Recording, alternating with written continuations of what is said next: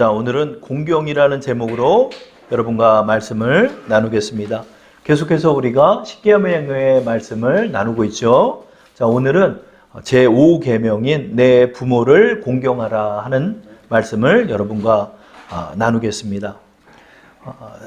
우리가 십계명에 관한 말씀들을 많이 들어왔는데요. 이 십계명의 제5계명이 바로 내 부모를 공경하라 하는 말씀입니다.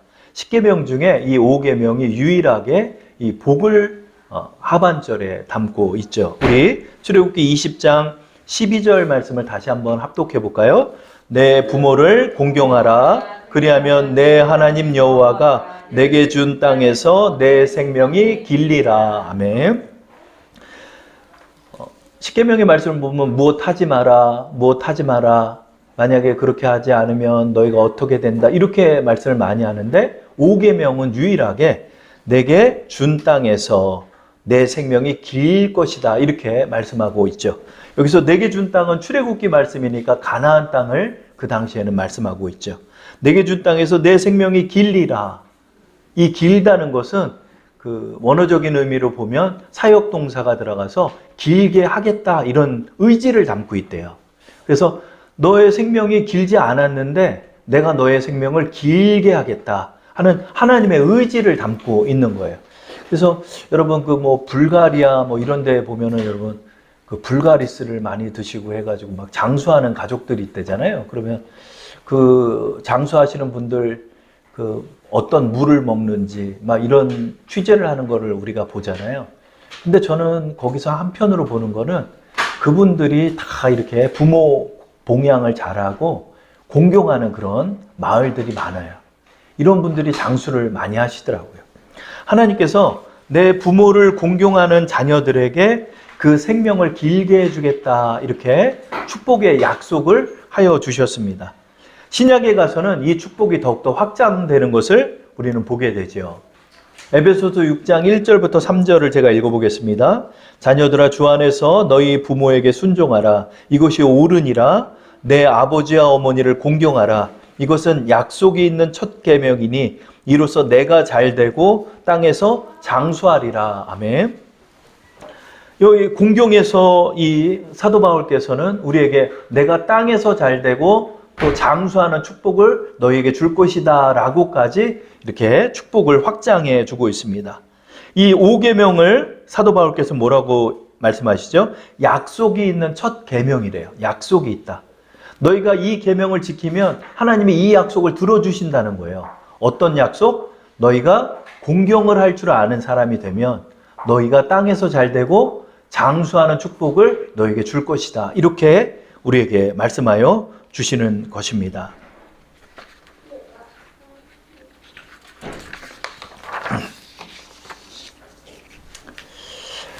우리가 십계명을 계속해서 나누고 있는데요. 첫 번째 계명에서 네 번째 계명까지는 하나님을 사랑하는 방법에 관해서 말씀하고 있다고 여러분께 전하였죠. 그리고 오늘서부터 시작되는 5계명서부터 나머지 10계명까지가 이웃사랑에 관한 말씀을 담고 있는 것입니다. 그래서 이 10계명 속에는 하나님의 뜻이 담겨 있다고 그랬죠. 우리가 이 세상을 어떻게 살기를 하나님 원하신다? 하나님을 사랑하고 이웃을 사랑하는 인생을 하나님 살기를 원하신다 하는 것입니다. 이 5계명은 우리가 이웃을 사랑하는 기초가 되는 것이 무엇인지를 말씀하고 있는 것입니다. 그것은 바로 공경의 마음을 우리가 먹어야 한다는 것입니다. 우리의 마음속의 기초에 내 부모를 공경하는 마음을 가져야 이웃사랑이 시작된다라고 말씀하고 계신 것입니다. 근데 저는 이 5계명을 보면서 느끼는 것이 이 5계명은 너가 살기 위해서는 밥을 먹어야 한다 하는 말씀과 같아 보여요. 사실은 5계명은 당연한 말씀이에요. 내 부모를 공경하라. 이것이 인간으로서 마땅한 말씀인데 왜 계명으로 담겨 있을까요? 이것이 계명으로 담겨 있다는 건 공경하는 마음을 갖지 못한다는 뜻이 되겠죠. 우리가 공경하는 마음을 품어야 되는데 우리의 마음속에 공경의 열매가 없다는 거예요. 그러면 여러분 우리가 공경하기 위해서 공경이 무엇인지를 알아야 되겠죠. 공경이 뭘까요? 오늘 출애굽기 20장 12절에 담겨 있는 내 부모를 공경하라 라는 뜻은 이 단어는 원래 무겁다는 뜻을 갖고 있대요. 무겁다. 그러니까 이 뜻의 의미는 내 부모를 존귀하게 여기고 고귀히 여기는 마음을 가져야 한다. 이것이 바로 공경의 의미가 된다는 것입니다. 우리가 우리의 부모님을 존귀하게 여겨야 한다는 거예요. 하나님께서 원하시는 공경의 범위는 어디까지다? 하나님께서 원하시는 공경의 범위는 내가 하나님을 공경하듯이 내 부모를 공경해야 된다 하는 기준점까지 있는 거예요. 그 말씀이 잠언 3장 9절에 담겨 있죠. 내 재물과 내 소산의 처음 익은 열매로 여호와를 공경하라. 여기서 여호와를 공경하라는 단어와 출애굽기 20장 12절에 공경하라는 단어, 카바드라는 단어가 동일하게 사용되고 있어요. 그러니까 내가 부모를 공경하는 것은 하나님을 공경하는 것과 같이 하는 것이고 내가 하나님을 공경하는 것처럼 내 부모를 공경하라는 거예요. 여러분 부모님을 이 정도의 마음으로 공경하십니까?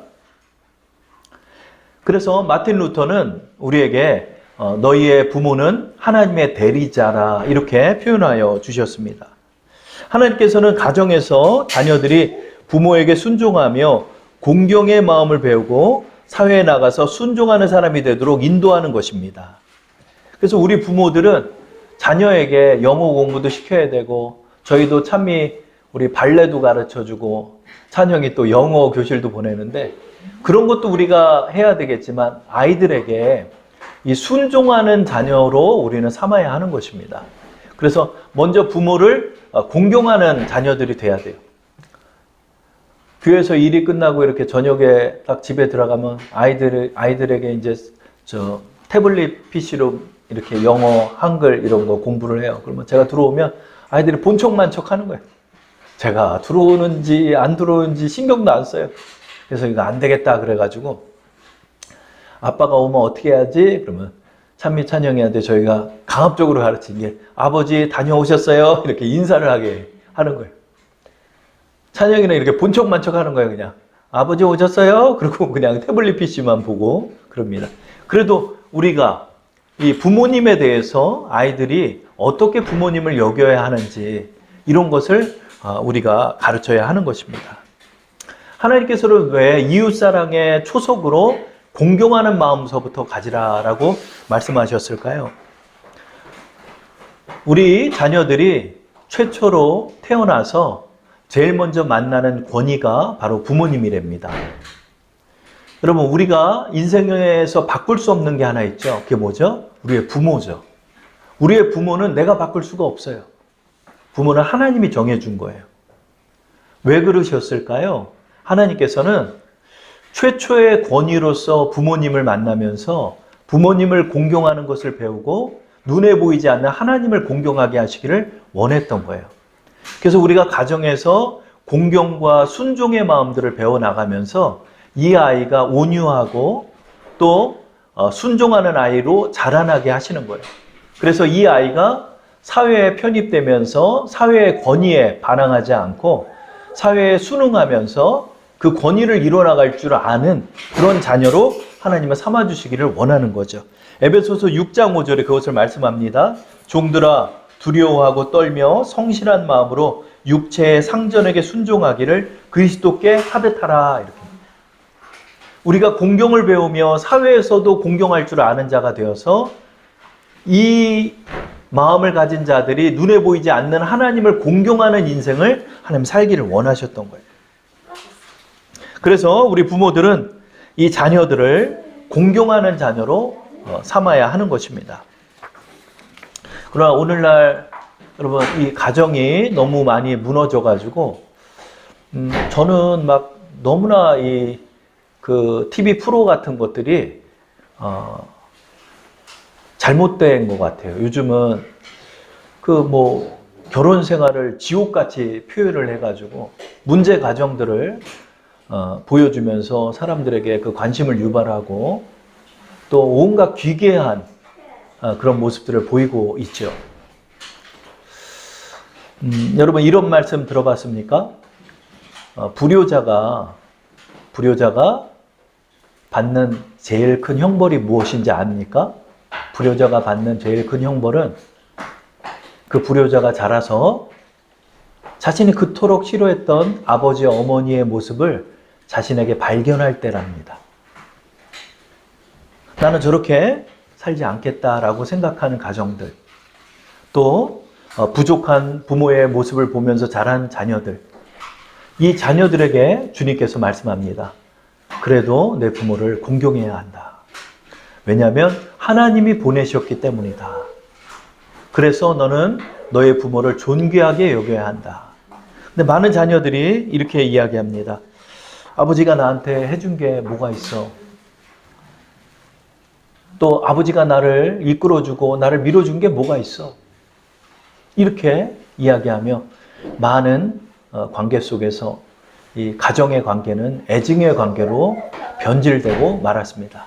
부모를 사랑하지만 또 한편으로 마음속에 증오하는 마음도 자녀들과 부모들 사이에 가지고 있는 것입니다. 이것이 병폐가 되어 사회 속에서도 적응하지 못하고 또 고생하는 많은 인생을 우리는 보게 되는 것입니다. 그러나 하나님께서 말씀합니다. 너희는 공경하는 사람이 되어야 한다. 이러기 위해서 부모들은 그 자녀를 주의 말씀으로 양육하고 또 그 양육하는 모습답게 부모는 살아가야 하는 것입니다. 그럴 때 자녀가 순순히 그 공경의 마음들을 갖게 되고 또 부모의 가르침을 따르게 되는 것입니다.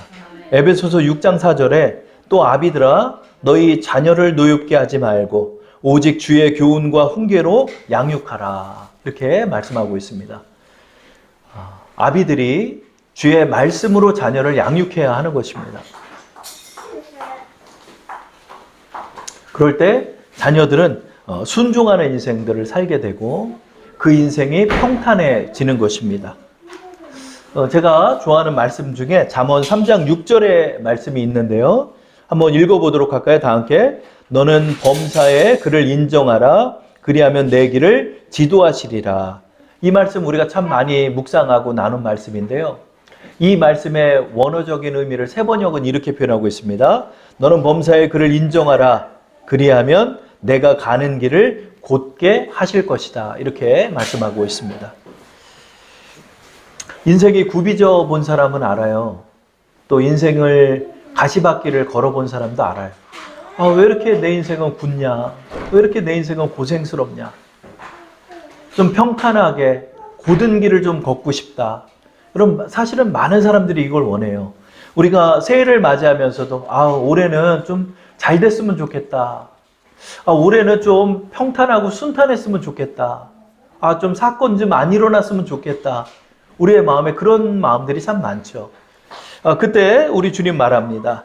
너의 마음에 공경의 열매를 맺어라. 그러면 내 길이 곧아질 것이다. 영어 성경엔 your path straight라고 표현하고 있어요. straight.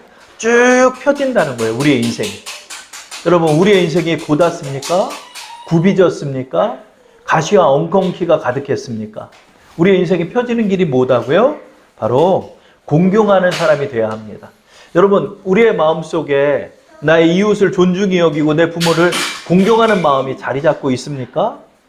아니면 교만과 자기의로 가득합니까? 내가 내 자신을 살펴보면서 올해 우리가 돈도 많이 벌기 원하고 좋은 직장, 좋은 사업 잘 이루기를 원하는 마음이 있지만은 그 모든 길이 곧아지고 평탄해지기는 방법은 뭐다고요? 바로 공경의 마음을 가질 때 내가 잘 되고 땅에서 장수하는 축복을 받게 되는 것입니다. 그렇다면 우리가 공경하는 길이 어디 있을까요? 어떻게 해야 우리의 마음속에 공경이 자리 잡을까요? 저는 지금 여러분께 윤리를 말하는 게 아니에요. 윤리를 말하는 게 아닙니다. 이거 당연한 말씀이죠. 공경하는 마음. 그러나 여러분 마음속에서부터 샘솟듯이 공경의 마음이 우러나옵니까? 아니면 공경의 제스처만 취하시는 것입니까? 사실은 우리 안에 공경이 없어요. 아담과 하와의 범죄 이후로 우리의 마음에 공경이 있는 것이 아니라 교만이 자리 잡고 있는 거예요.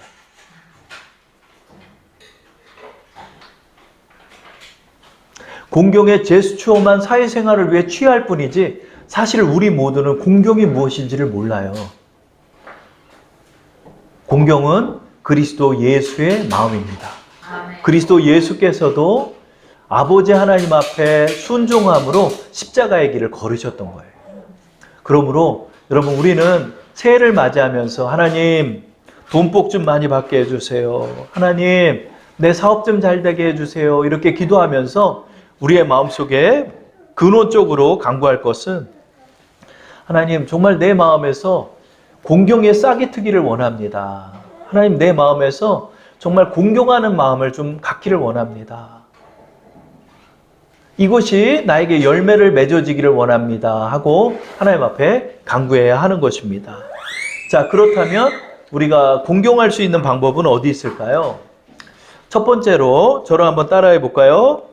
순종하는 사람이 됩시다. 순종하는 사람이 됩시다. 아유, 그거 몰라요. 다 알죠. 그렇죠? 순종하는 사람이 됩시다. 이렇게 말해요. 순종하는 사람이 됩시다. 예, 에베소서 6장 1절에 공경의 방법을 우리에게 말씀해 주고 있습니다. 다 함께 우리 한번 합독해 볼까요? 자녀들아, 주 안에서 너희 부모에게 순종하라. 이것이 옳으니라. 아멘.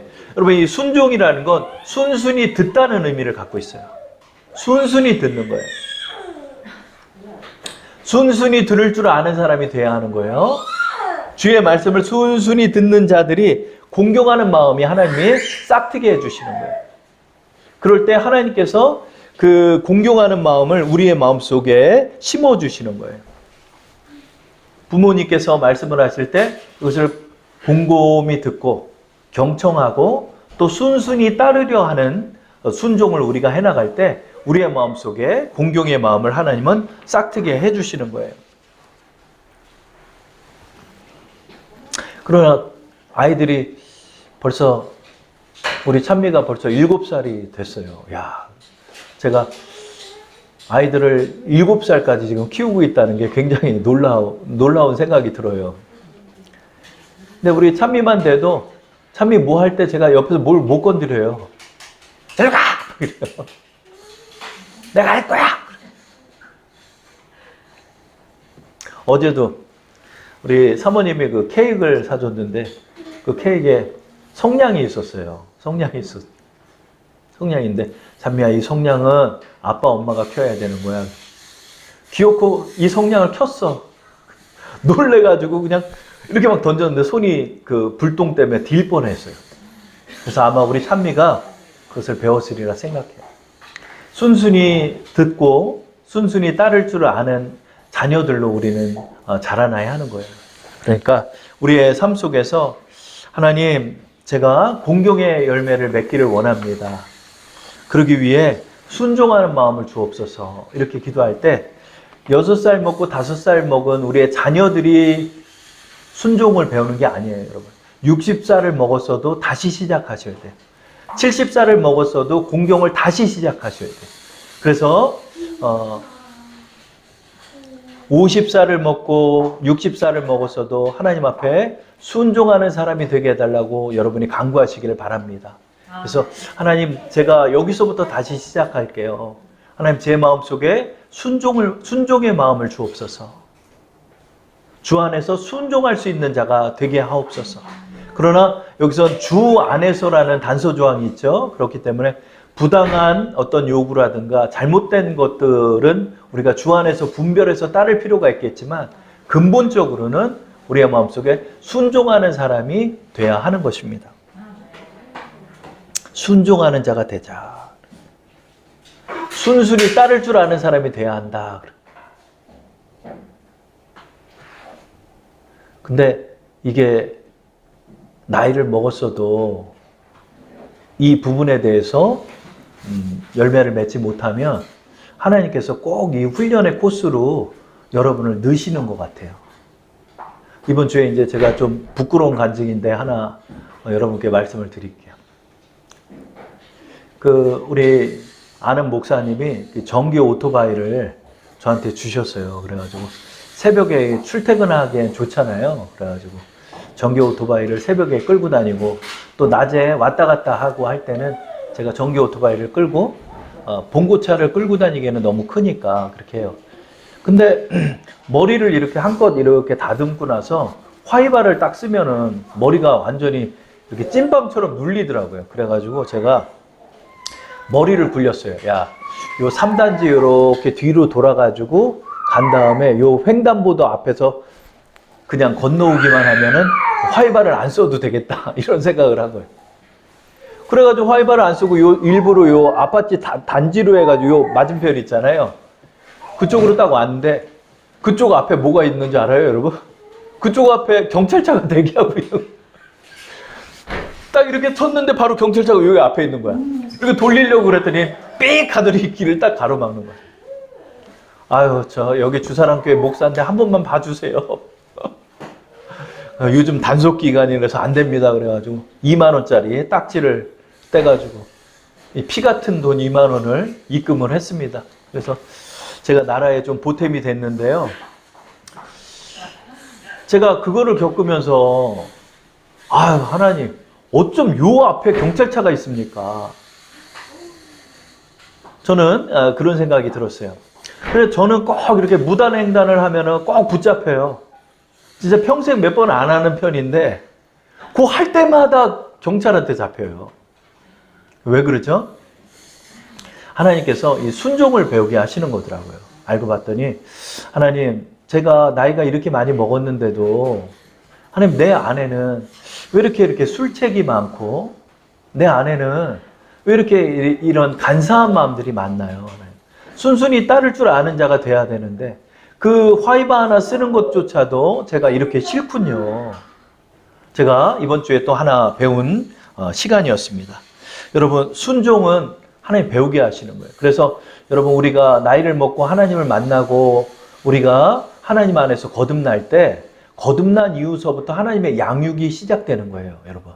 그래서 나이 60부터 다시 하나님의 양육 안으로 들어가는 사람이 있고, 어려서부터 우리 자녀들처럼 모태신앙으로 자라는 아이들은 그 자라면서 이런 일들을 배우는 거예요. 그래서 아주 저는 이 목사님들 중에 평탄하게 교회 청년부까지 다니다 신학대학교 가고 대학원 가서 목사님 되신 분들이 제일 부러워요. 제가 하나님 앞에 회개한 것도 그런 거예요. 그냥 나 잘났다고 이렇게 돌고 방황하고 어려워지다가 주님 다시 만나서 회개하고 돌아오는 사람들. 저는 그 사람들이 제일 안타까워요. 왜 그러냐면 인생이 굽이지기 때문에 그래요. 근데 이 사람들이 비결을 모르는 게 뭔지 알아요? 내 안에 공경의 마음이 없다는 사실을 몰라요. 내가 뭐 사업이 안 됐다고만 생각을 해요. 내가 직장 선택을 잘못했다고만 생각해요. 그렇지 않습니다. 내 마음속에 이 순종의 마음을 하나님 배우게 하시는 거예요. 두 번째로 우리의 마음에 순종을 싹트게 하는 방법이 뭘까요? 저를 한번 따라 하시겠습니다. 부모를 공경하는 태도와 자세를 가집시다. 그렇죠? 한 유명한 그 저명 인사가 강연에서 그런 얘기를 했대요. 여러분, 세계를 변화시키고 싶습니까? 이렇게 얘기했대요. 그랬더니 청년들이 네! 그랬대요. 당신 방에 가서 이불부터 계십시오. 이런 말을 했대요. 여러분, 많은 사람들이요, 세상에서 들썩들썩하게 살고 싶어 해요. 그러나 정작 내 가정에서는 그렇지 못한 경우가 너무나 많아요. 여러분, 우리가 공경을 거창하게 생각할 게 없어요, 여러분. 공경은 내 부모를 대하는 자세서부터 나오는 거예요. 내 부모님에게 어떤 말을 합니까? 부모님에게 반말을 하십니까? 부모님을 여러분 막대하십니까?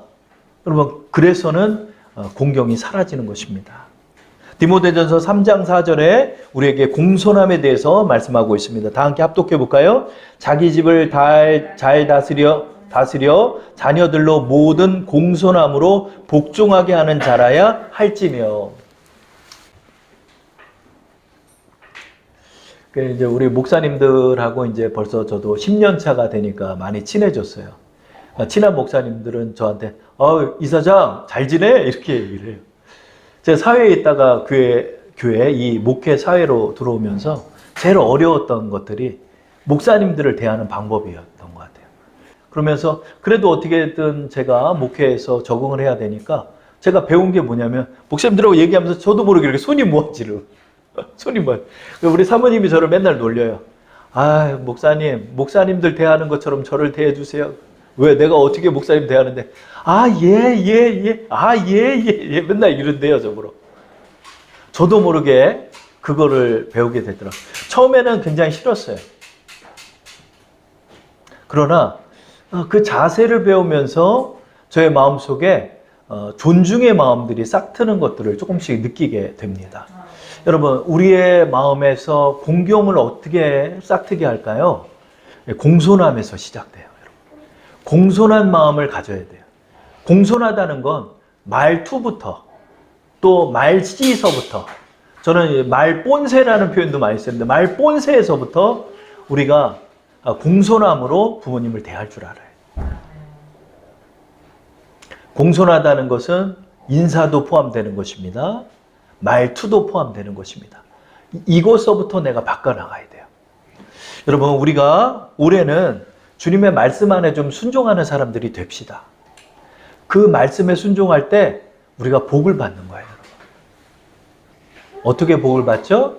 이 공손함을 취하고 나갈 때, 이 공손함으로 나갈 때, 그 다음에 복종하는 마음을 가질 줄 알아요. 그 일에 대해서 완벽하게 준행할 줄 아는 사람들이 돼야 돼요. 그럴 때 우리의 마음에 공손함을 하나님 주시는 거예요. 그러니까 하나님께서 여러분을 훈련하는 코스도 여기 있는 거예요. 저는 이 교육자회에 들어와서 정말 싫었던 게 뭐냐면 맨날 서기만 제가 4년, 서기 회계만 4년. 너무 싫은 거예요. 근데 지나고 나서 보니까 하나님께서 이 복종의 훈련들을 하게 하시는 거예요. 하나님, 우리 안에 공손의 마음이 좀 싹트게 해주세요. 하나님 앞에 우리가 이렇게 기도하면서 나가기를 바랍니다. 그럼 마지막으로 우리 세 번째로 우리가 공경의 마음을 갖기 위해서 어떻게 할까요? 저를 한번 따라해 보시겠습니까? 실제 부모님을 섬겨야 한다. 실제 부모님을 섬겨야 한다. 여러분, 우리가 말과 혀로만 사랑해서는 안 되는 것입니다. 공경도 마찬가지예요. 말과 혀로만 하면 안 돼요, 여러분. 여러분, 우리 기독교인들이요, 제사를 안 지내요. 제사를 안 지내는 이유는 우리의 믿음 때문이죠. 우리가 믿고 있는 분은 하나님이기 때문이죠. 그런데요, 세상 사람만 못하게 우리가 부모님들을 섬겨요. 제사를 안 한다는 이름 하에서 대소사를 챙기질 않아요. 기독교인들이 많이 못 챙겨요. 제사니까 나 참여 안 한다라고 말해요. 근데 세상 사람들은 비록 잘못되어 있는 미신을 갖고 있지만 그래도 적어도 경조사에 또 집에서 중요한 일이 있을 때 부모님을 섬기기 위해 모이기라도 하는 거예요.